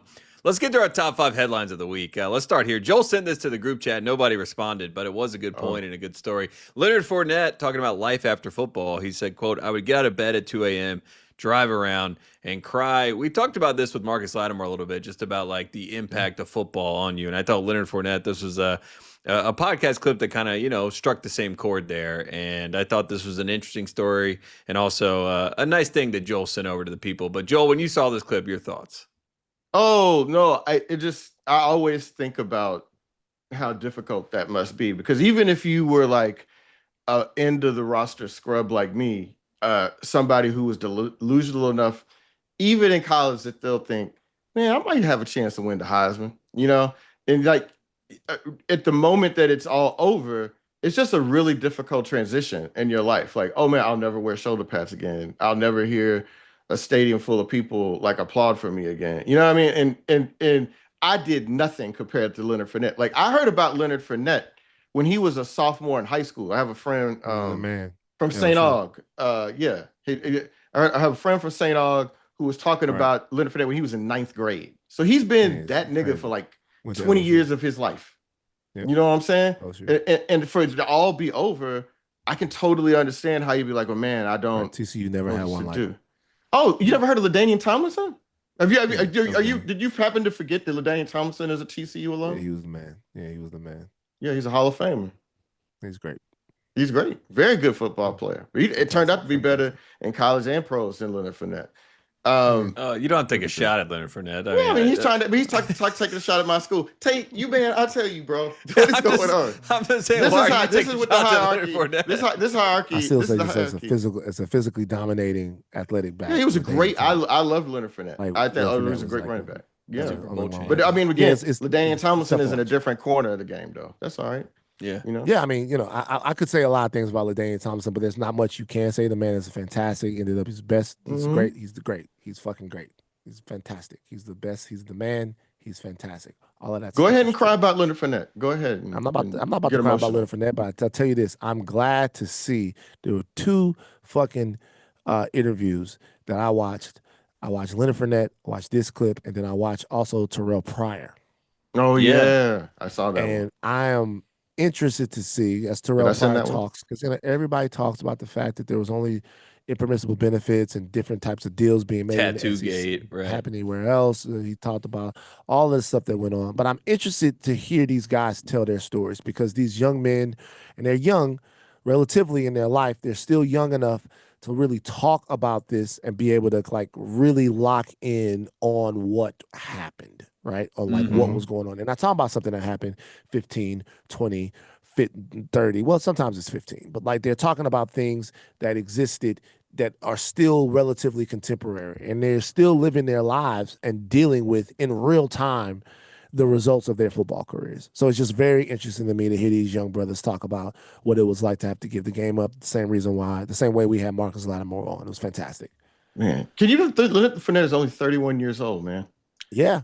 Only 31. He has a lot of life. And it's just the last thing on this, because people are talking about, I mean, they're trying to overinflate how much they actually care about the academic careers of football players, because we know that, like, for the most part, football coaches want to cordon them off on a particular part of campus, take classes that align best with their schedule and not what their interests are, all that kind of stuff. But I was just thinking about this, man. Somebody needs to tell these boys, and this is me being an unk right here, you shouldn't wait to find your second dream or your second purpose in life. You know what I mean? Like, if you can do it, man, like, please don't put all of your eggs in one basket, even if you seem destined for starting. Think about being a coach. I just remember when TJ Finley was up here, man, and he was like, I don't know if I want to be a coach, dog. You know, I want to play. And I'm just like, damn, bro, but like, you've been in a lot of different systems. You've got a lot of different experiences. Like, maybe that would translate in you to being able to relate to kids and recruit them and teach them. You know, you've learned from a lot of different quarterback coaches, and he hadn't even thought about it, you know? He just thought the thing that he could do was to keep playing. And I don't know, man, think about being a teacher, think about being a comedian, an influencer, whatever. But I just feel like if you wait till it's all over, you've waited too late. And but I hope it doesn't mean that you can't still find purpose. That's all I'm saying. Of course. What I will say is, for a lot of people, and I know a lot of athletes personally, they find that in college. When they're in college, they are turned on to a lot of different things. They are around a lot of options around you. They have a lot of options. They take a lot of different trips. So we talk about sometimes, as college continues to be something that's like professionalized and becomes a professional sport, why that's fantastic for the athlete. And it is. It's fantastic to make a lot of money doing something that a very low percentage of people can do. However, the college experience itself is valuable for a lot of people. I know personally, forget about anything else that we're talking about. If you're a young man and you're coming out of Vidalia, you're coming out of like Neville, you're coming out of a small place. Baton Rouge is not New York. It's not like whatever. But when you get on campus, though, you meet a lot of different types of people. And you meet people that have been a lot of different types of places. And if you allow yourself, if there's room for you to stay in a place, develop and grow, not only tentacles throughout the state, like connections throughout the state, but really other places. You know, one of Kalika's cousins played D1 ball in Arizona, and he was a starter for Arizona. And just the people that he was around that were different from the people where he were from, that had different experiences than the people that he were from. Like making college all about being a minor league, professional league, or a professional league itself does have a cost, because for now, you can take the money and go do a lot of things with it. But then there are stories like TJ Finley where you chase it and you can't give up the idea that you're going to get a big bag somewhere, and the opportunities that are right in front of you as not just a college student, but someone who exists in the culture where there are lots of different opportunities and lots of different types of intellectual curiosities, that might not seem as valuable. So everything has a cost. There's a negotiation to everything. And we have to be honest about the fact that there are a lot of brothers, are a lot of athletes, are a lot of people that are going to find themselves in situations where they're like, my life's purpose is over at 31 years old. And you don't want them to be there. And like you said, the opportunities are right around you. It's also nice socialization-wise just to be around people that are also, even if they're not playing a sport, trying to find what they want to do in life too. And that can inform what you want to do when you meet people and the networks that you have around you. It all sort of matters. Well, I thought about Von Miller being like the largest black chicken egg farmer in the country. You know what I'm saying? By taking a class on campus. Like that is sort of the ideal of all of this. And what I would say is I agree with everything Vance said, except I sometimes think that the schools and the administrations bear some responsibility to help facilitate for this turnover, to facilitate the kind of environment. I'm just adding on to that. A lot of times they say that they want to do that, but like you said, Joel, they send you down a track where it's not really a possible thing, and you're isolated with your team. Yeah, absolutely. Well, good coach, in my opinion, going to intern. In my opinion, good coaches do it. Yeah, okay. I'm serious. In my opinion, good college coaches are teachers. Like their teachers and their players, like the really good ones, their players are so loyal to them. They're so loyal to them because they treat this as more than just a job. That is what separates them. Like, for example, Brian Kelly. Brian Kelly, one of our old centers talks about the fact that he never really talked to Brian Kelly. They didn't have a relationship. It's like I never really had that. Like he would see me, hello. Good coaches are interested, if only for cynical reasons, and what's going on with their players, developing their players, and they're there for them players. If it's only to get the best out of them, if it's only to make those players run through walls for them, if it's not for any other reason other than that, but they realize that that's a part of the job. I agree, and I hope were that there were more of them. The other thing that I would say is, I was trying to say this, is like, just go ask any of these coaches if they're 50% of their players could do a summer internship with a company like somewhere else, right? Like they got to go work in Minneapolis. Like, see what they would say, like how much their academic careers and how concerned they are about their professional lives, right? It'd be like, no, you got to be down here and work out, right? Because it's a job, and they want them to prioritize it. And so that's all I have to say about it. I think I think we're all on the same page. I think we're all on the same page too. You mentioned Terrell Pryor. Let's talk about Ohio State. Ryan Day, head coach of the Buckeyes, said this, quote, "If you're not a first or second rounder, then this probably isn't the right place for you." So he has definitely professionalized the situation there. There was some former Ohio State players that were 4th round picks, 5th round picks, 7th round picks, undrafted guys that were responding to this and saying, "Damn, coach, tell me how you really feel." Van, when you hear Ryan Day saying that, do you think this is more just a pitch, a recruiting pitch, or do you think this is actually what he believes? Man, I'm saying, man, just say the quiet part out loud, right? What he's telling you right now is that he runs an elite ship. And if you're projected to be that, then he wants you. And if they got to develop you, he's take you from a 2-star to a 4, he's not into that. That's not what they're trying to do. And that's where we at. Yeah. That's it. It's very professional. Yeah. That's where we at. Like if you have 1st or 2nd round measurables, we want you. If you don't, we we don't. And you're not a top 64 player in your draft class. We don't care. Well, the difference is, it used to be that like you couldn't really say that. Like you could say it. Everybody feels that way. But what used to happen is that you used to have to develop some guys that weren't like that. Like they're on your favorite college football team, the most elite college football teams, there were guys that weren't good enough to play in the NFL. Yeah. On your favorite ones. That contributed. Yeah.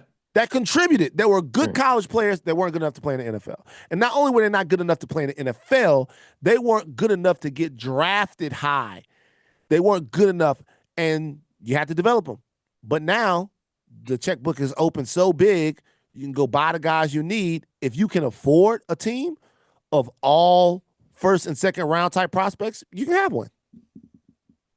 I mean, the rest of the guys go to TCU. TCU's a good team, and they had a better season than LSU. That's right, and have played in the national championship more recently than LSU, but that's fine. And also, I've never won one, but that's okay. I'm letting it go. That's okay, cool. Are you happy? Yeah. Are you happy? Hey, are you good? Don't forget about 2014 TCU fans. Yeah, I mean, that's right. I forgot about them. They went undefeated and finished number 2 in 2010. And if you consider that maybe Cam Newton got paid to play at a time when that was not allowed, you make them ineligible. I still consider TCU the national champion for that year. Let me just real quick for the Ryan Day thing. I just think that we don't have to take him literally in this situation. I think you're doing the Trump thing. Yo, listen. That's your boy. Tell me what is a Trump thing? Because I get a little bit more into. You know what I'm saying? You're doing the Trump thing to where someone actually says something. He says they actually say it plainly, and then somebody else, like Trump, says, "Hey, I wanna kidnap a star, right? And then bring it and put it in my backyard, and I'm gonna walk around with that star on my back, and I'm just gonna burn up anyone who's not MAGA." And the MAGA people go, "Oh, Mr. Trump saw 2001: A Space Odyssey. He's talking about the third or fourth scene, blah blah blah." Or Trump says, "I'm going to murder cats." Yeah. And they go, "Have you ever seen the movie Cats? It was really terrible." This is what Mr. Trump really means, where he actually says something straight up, and then people are willing to like translate it for him. So that's what you're doing for Ryan Day. Here's the number of first and second rounders drafted out of Ohio State since he's been there: 3 in 2019, 4 in 2020, 3 in 2021, 2 in 2022, 3 in 2023, 2 in 2024, and then he had 7 last year in 2025. So it's getting better. The numbers are up there, but that was off a national champion. So I think he understands that he doesn't have all first and second round players on his team. What I took from what he was saying there is that to come here, you kind of have to have that mentality that like either you're that or you're going to be playing against that in hopes that you can get to be that. That's like the kind of mentality that fueled USC under Pete Carroll, where he talked about compete every day. When you go to Miami and those tight ends or the running backs would line up, they'd be like, well, they've already got Clinton Portis, James Johnson. They've already got, I'm trying to remember, Jeremy Shockey or whoever else. And Jeremy Shockey and Kate, and was it Kellen Winslow II? But you go there. K2 from the U. Yeah, K2. Yeah, you think you go there because you think, well, I'm that kind of a dude. And if that's the kind of place where these badasses are, then I need to be there. So that's what I think. That's what I think Ryan Day made, because he literally knows he does not have a roster of first and second rounders. Yeah, you would have an NFL team at that point. But yeah, the implication was there is that we want pros, which goes back to what we were just talking about before that. Next story, big one. Cal Athletics has gotten rid of their entire marketing department, and they said that they're going to do a quote, complete redefinition of how we operate. And so Cal Athletics is, kind of signaling a change in the whole ecosystem here by getting rid of, I think it was 25 people that they got rid of. Joel, you sent this story to us. Yeah, I didn't respond to that. Nobody responded. So I wanted to give you the floor to let people know what your thoughts are. Oh, no, I just thought it was interesting fodder. I mean, Cal is broke. I mean, their basketball team, everybody left. Justin Pippen, Day-Day Ames, everybody. Yeah. All that money must have gone to keeping JKS there. I think so. You know what I mean? Mark they needed a lot of money. I thought for sure he was going to be gone. Hey, we called Hollywood Smothers Hollywood Smothers was going to transfer. I thought for sure he was going to transfer, but he didn't. He stayed. I mean, Tosh Lapointe, the new head coach, he tells a story on other podcasts that when he met with the team on that day, he was like, "Where's JKS?" And they're like, "Oh, he's back home in Hawaii." And so he went and bought himself a ticket and flew to Hawaii. Yeah, he flew there and talked to him. Yeah, right. It was that big of a deal for him. So yeah, I mean, but Cal, man, look. Also, when your former quarterback before him left and won the Heisman and the national championship, I think it makes it even more imperative to keep your quarterback. Yeah, you try to, because you see what happens. You export that type of talent. Mm-hmm. Yeah, I mean, look, man. Also, they're in the ACC, bro. It just doesn't make any sense. It's a lot of money, man, that they're spending to do this bullshit. They don't need to be in that league, and they're broke. And so something's going to happen. When people talk about crisis in college sports, what's this going to have to be about schools like Cal looking at themselves and being like, what are we doing here? Like, what is going to make more sense for running a sensible athletic department? And like leaving a conference where almost everybody is on the other coast might have to be one of those things. But you're cutting support staff basically to then pay for players, right? I mean, that's sort of that's the idea there. Pay for a lot of things. I mean, they are literally tens of millions in deficit every year, and they get. The reality is the school money for them. The reality is the economics of college football are now costing people their jobs. Yeah. That's where it goes. Capitalism. Yeah. Everybody wants to do a capitalism. Nobody wants to talk about the downstream effects of it. That's what the deal is. Yes, people are going to get paid. It's going to the that's the real trickle down right there. Yeah, I think there is a cost, and that is not the only cost. And one of the costs is as the players become more expensive, some people that are surrounded, those people will lose their so many of those jobs. Yes, so many of those jobs were created because they weren't playing the players in the first place. Exactly. Whatever. So they had free labor. They were putting their bodies on the line. But I'm telling you right now, there are people, and it's the way that it goes, and we're creating a hierarchy of whose money is important is the way that America works, right?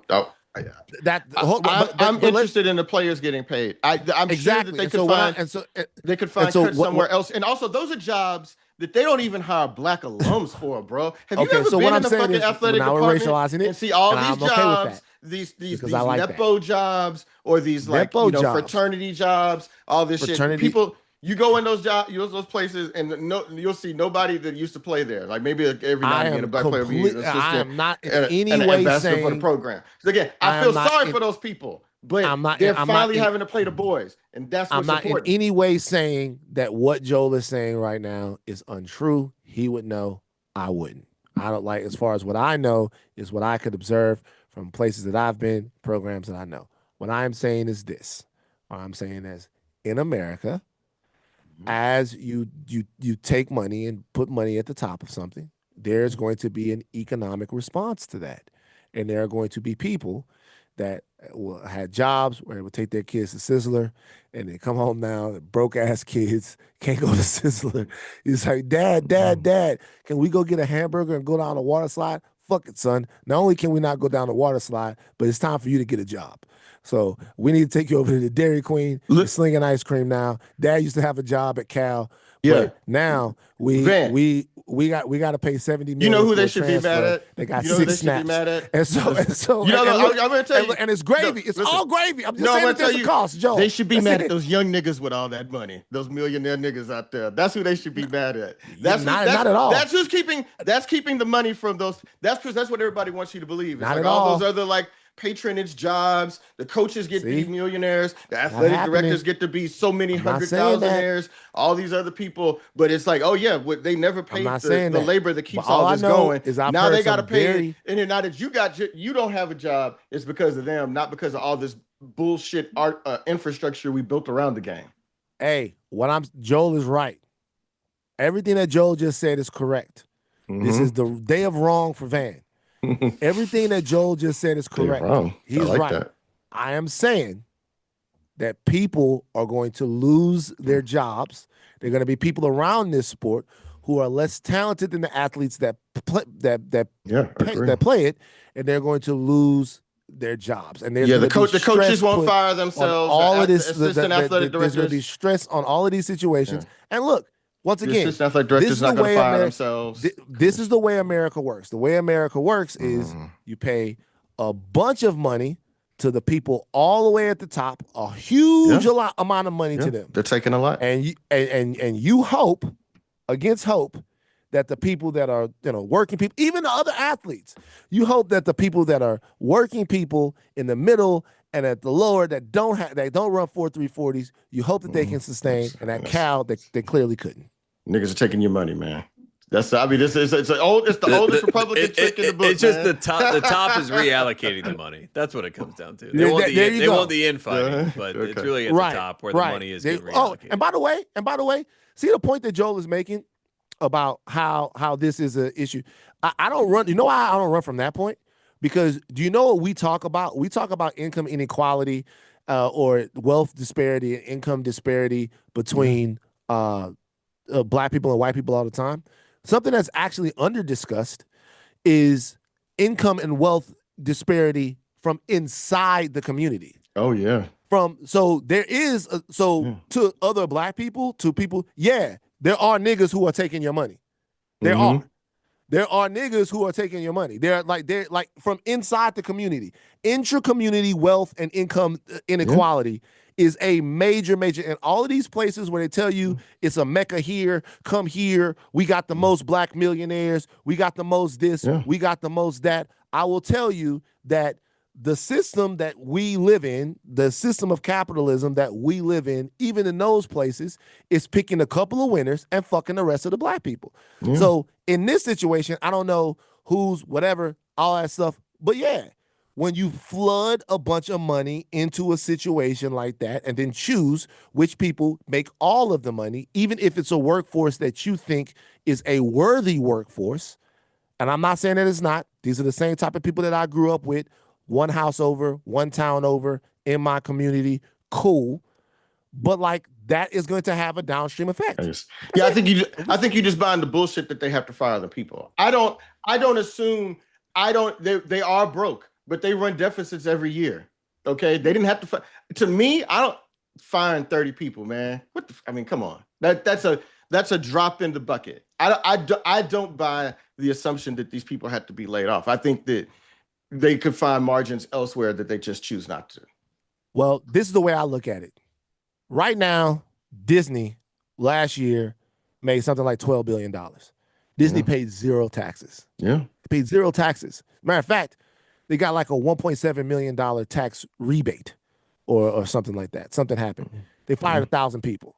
Yeah, man. And so what I'm saying is the money, which is good. We live in a capitalist society. Nobody here is working for free. Maybe they do. But like nobody here is working for free. But the money changes things. That's it. So we'll see.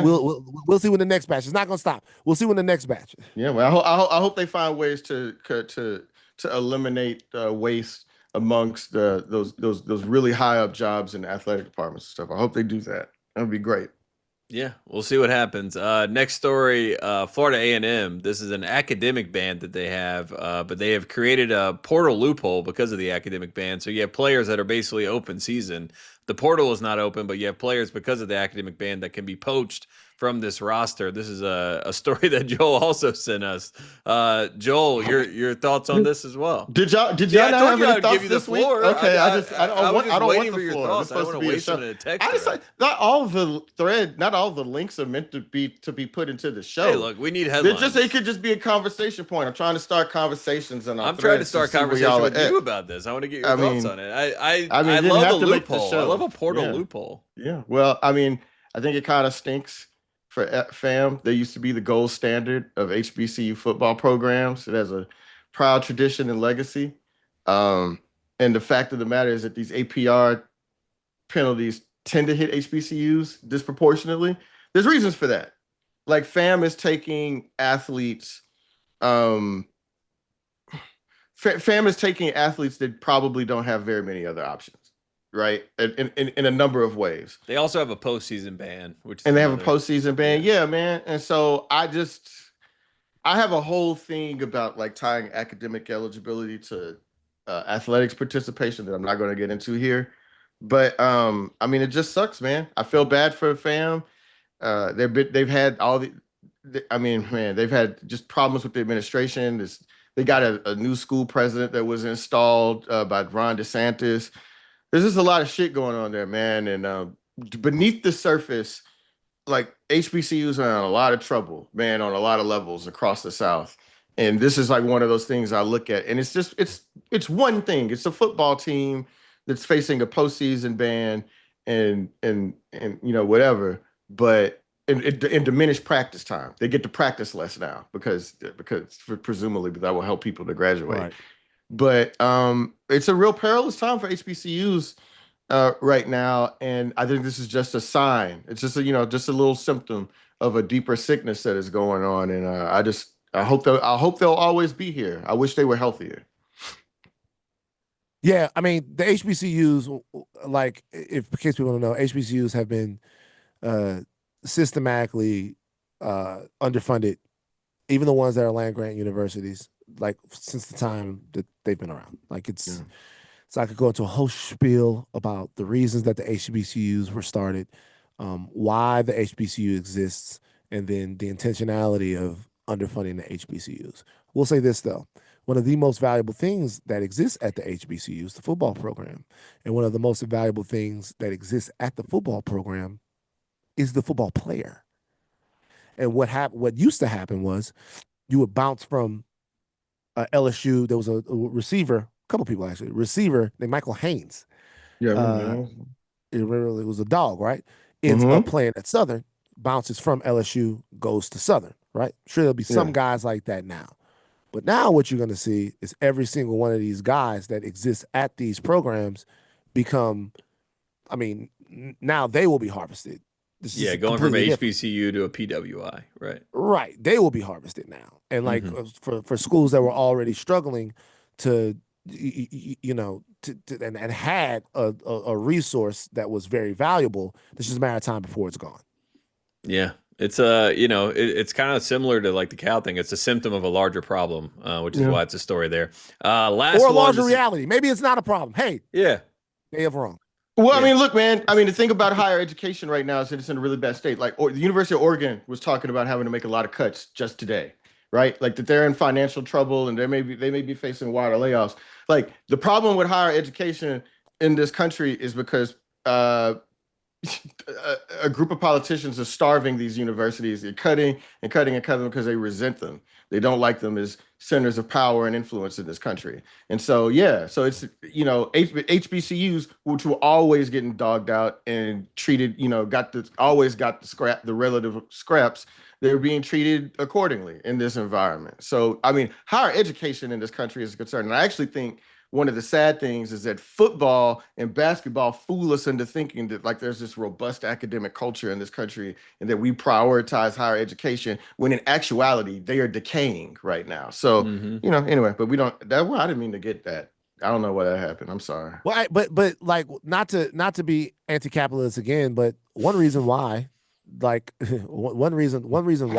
it's decaying is because of the influx of money, the privatization of these schools, and the way that changes the structures of them. There's the people in power at those places, and the politicization of power, right? Changing the board of trustees. There's actual data on what percentage of California was educated when the California, when the California university system was free, or when it was very low cost if you lived in California. Now it is not low cost. And not only does that change how educated your population is, it also changes like considerations of how people go to school, the type of debt that they have to take on to go to school, the quality of the education that they are getting. Don't get me wrong, if the return on investment is there, right? Yeah, I mean, that's right. now you go spend all this money, you're not guaranteed to get it back. So all of that stuff becomes a deal, and that has a different sort of cultural tinge to it, where it was just a bunch of people after a certain time that went, you know what, I shouldn't have to pay for your fucking education. Like, what does it do for me that you are smart? Like, and they can't see what community actually means and how having an educated neighbor or neighbors who don't see or people just exist without a whole bunch of fucking debt. Like why that's also good you can wield power of amongst a dumber electorate. You know what I mean? Yeah, absolutely. So all of this stuff is a consideration, but to some of the problems that exist in higher education, to me, are directly related to just how for profit it's become in a long time, and the fact that it's not a public good anymore. There you go. Last one. This is more of a football fun story. Bryce Underwood behind the back touchdown pass. We got the video here. Frias has it. Okay, let's see. I don't know if you guys saw this. This is the time where we start leaking out videos and getting people excited. Look at this. Bryce rolling to his right. Oh, that's a bad motherfucker right there. Yeah, man. that looks good. All right. I like that. You think Kyle Whittingham like that? I think so. I think he's like, I think that was that looks like a return on investment right there to keep him in Michigan. Man, what a great play. I look forward. I hope that brother really shines this year, man. I'm looking forward to seeing his growth and development and becoming. All the talent is there. Can I just real quick? Can you believe Kyle Whittingham is at Michigan because Utah couldn't wait to elevate Morgan Scalley? And look, because our business is the way it is, nobody ever talks about how crazy it is that Utah ran off one of the best coaches in school history to get a guy who was suspended because he found out been using racist slurs to describe black players he recruited from Texas. Like, that's the guy Utah couldn't wait to get. And they Kyle ran Whittingham him off saying he was going to retire. Yeah. They ran him off. Yeah, Kyle Whittingham thought he was retired. And Utah was like, we got to get rid of that motherfucker, man, because we got to get Morgan Scalley in here. I just feel like that's crazy, and I wish more people would talk about it because I'm like, again, I know Scalley, he's a Utah alum. He played there. Evidently he has a good football mind. He's been coaching waiting for a number of years, but I just can't believe young guy. I can't believe y'all gave Bryce Underwood Kyle Whittingham because y'all had to have that guy as your head coach. Just crazy. Yeah, I mean, it kind of worked out perfectly for Whittingham, though, now that he walks into one of the best jobs in the country and one of the best quarterbacks in the country. So worked out in the end a little bit. I think Whittingham's going to do wonders. I think the system is going to do wonders for Bryce Underwood. Yeah. Bryce Underwood's development next year is going to be one of the main stories to follow in college football. Yeah, I'm right there with you. Just won the basketball national championship. Might be in a conversation, get to the playoff in football. We'll see what happens. Billy, are you there? Let's bring on Billy. This is Billy's last call. This is a special segment that we have here. Let's raise the roof. All right, hurry up. My wife is telling me I got a few minutes. So I got to go get my girl. So I mean, you spent an hour debating capitalism. Like that was Van. That was Van. So I didn't debate. I don't believe in capitalism either. I'm on the same side of it. I have an update here if you guys would want one. Last week we sent the Gators out and we had a task for the Gators because we haven't officially announced it, but like we're trying to do a 227 homecoming for Joel here. You know what, right. And I was thinking, what better week for 227 homecoming than actual? I wish you a happy birthday, man. Yeah, look, there's a thread. We just got to connect the dots from episode to episode. We asked the Gators to help us with something. We got to make sure. Yeah, we got to follow up, Joel. Exactly, reward them. So I'm thinking, this hasn't been approved by anyone, but I'm thinking maybe we do 227 homecoming for TCU's actual homecoming week, October 24th. What are you guys thinking? I can't wait. Sounds great. Now, I can't wait. We got to do a tussle. We got to do a tussle off. Well, I'm glad that you brought that up, Van, because part of the problem is in order to have a 227 homecoming, we need to figure out where 227 was. So we asked the Gators out there to help us figure out what dorm 227 was in. You asked, what the fuck? What happened? We asked this on last week on the episode. We said we got to find out. Joel, you were here. Is. Yeah, Joel, you were here. Okay. I thought y'all made a personal request or something. No. And Joel does not want to be helpful because I had a Gator reach out to me and say, I think I know which dorm 227 was in. I think that it was in Moncrief Hall. And I put that out there in the group text, and Joel said that is not the dorm that 227 was in, correct? Joel, that's not where it is? Yeah. Okay. So then we're then having to start from square one because we thought that we figured out which dorm room it was in. And then he's telling us that's not the building. So I say, well, there has to be a way to verify where this is. Do I reach out to BO? Do I reach out to Stanger? Do I reach out to Fat Count? Like Fat Count can help. Yeah. Who do I talk to? Black Superman? Like, how do I figure out where it is that 227 was? And fortunately, I was able to track down someone that could help us identify where 227 is. So, Frias, if you can, please roll the video where we have confirmed where 227 is. I had motherfuckers wanting to come to my dorm room wanting to challenge me because they'd be surprised. They'd be like, God damn, Joel got that motherfucker on his back like that. I had beat a couple dudes wrestling, dog. Just kind of getting them up, hemming them up or whatever. And it was just like, I wasn't a top recruit or anything. So it was kind of embarrassing to a couple of dudes. You know what I mean? Right. And so they're coming back for seconds. One night, I swear to God, I'm in Moncrief Hall, room 227. I'm in Moncrief Hall, room 227. Joel, the fact that you were the source is probably the best part of this. Well, you know what? Obviously, y'all didn't know until y'all had to go look it up. That's fine. I was never going to help you, and I'm not going to help you now. Well, we don't need any help. We figured it out. Yeah, I reached 227. I reached out to Platt. Platt told me where it was at. Moncrief Hall 227. I'm just wondering now, Joe, why are you so against this? As a journalist, why you're lying when you're asked questions? I'm under no obligation to tell you the truth. Why are you so against this, Joe? Because I don't want to talk about it anymore. Because I feel like it's over. I feel like it's kind. I'm trying to think if there was something that happened, and at first it's like, what, I don't mind that, and then after a while it's kind of like, you know what, I don't like it when that happens, and so I don't want any more information out there about 227. But I mean, you could do whatever you want. Again, I'm not trying to stop you. You know what I'm saying? We want to honor you. A good teammate. Like we want to go back there. Fuck out of here, y'all honor me. It's an easy flight to Dallas. We drive over to Fort Worth. We put up a plaque or something.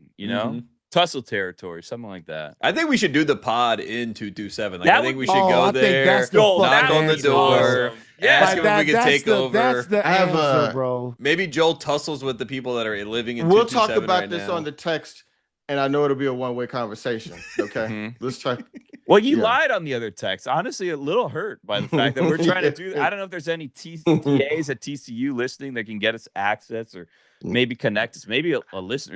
As a TCU alum, I hope you would do your best to protect me. And don't respond to this nonsense. You're being modest. You just don't want the honor, I think.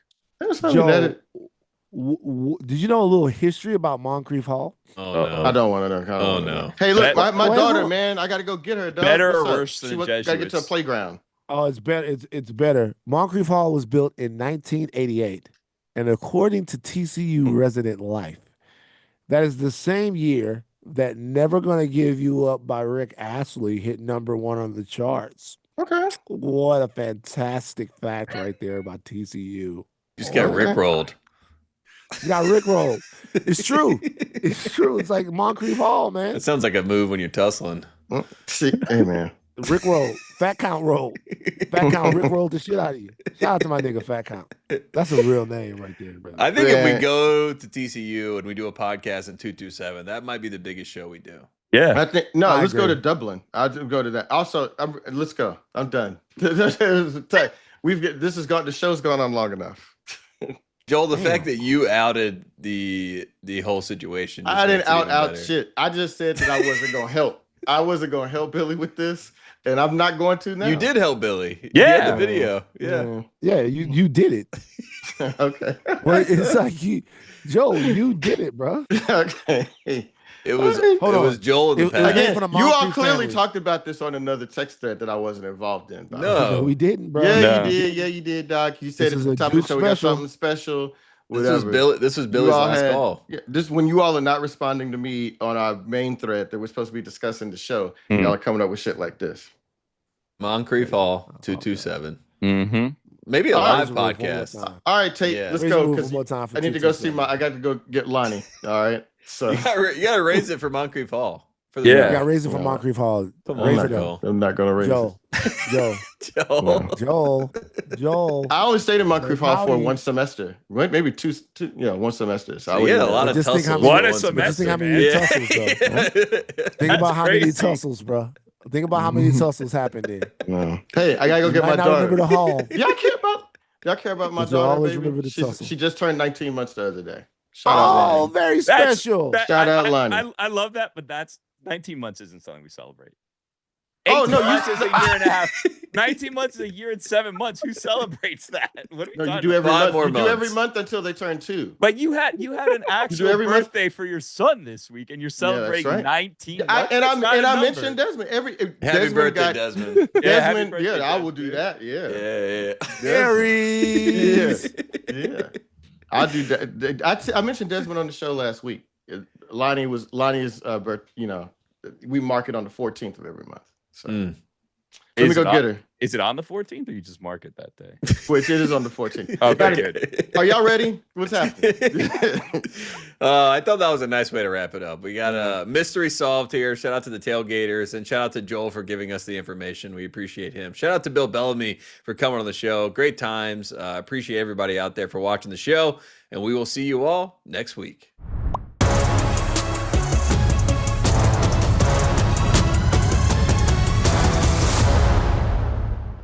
Must be 21 or older and present in select states for Kansas and affiliation with Kansas Star Casino, or 18 and older and present in D.C., Kentucky, or Wyoming. Gambling problem? Call 1-800-GAMBLER or 1-800-MY-RESET. Call 1-888-789-7777 or visit ccpg.org/chat in Connecticut, or visit mdgamblinghelp.org in Maryland. Hope is here. Visit gamblinghelplinema.org or call 800-327-5050 for 24/7 support in Massachusetts, or call 1-877-8-HOPE-NY or text HOPE-NY in New York. For Louisiana, call 1-877-770-7867.